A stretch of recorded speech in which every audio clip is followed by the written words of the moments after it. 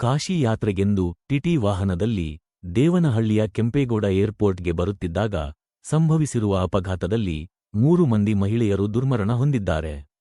ದೇವನಹಳ್ಳಿಯ ಬಳಿಯ ರಾಣಿ ಕ್ರಾಸ್ ಬಳಿ ಅಪಘಾತ ಸಂಭವಿಸಿದ್ದು, ದೇವನಹಳ್ಳಿ ಕೆಂಪೇಗೌಡ ಏರ್ಪೋರ್ಟ್ನಿಂದ ಕಾಶಿಗೆ ಹೋಗಬೇಕಿದ್ದ ಪ್ರಯಾಣಿಕರ ಪೈಕಿ 3 ಅರ್ಧ ದಾರಿಯಲ್ಲೇ ಮೃತಪಟ್ಟಿದ್ದಾರೆ.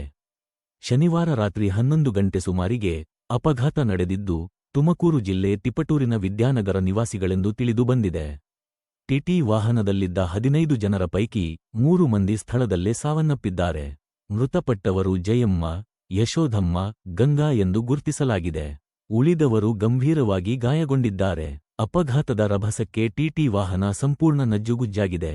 ಗಾಯಾಳುಗಳನ್ನು ದೇವನಹಳ್ಳಿ ಬಳಿಯ ಖಾಸಗಿ ಆಸ್ಪತ್ರೆಗೆ ದಾಖಲು ಮಾಡಿದ್ದಾರೆ.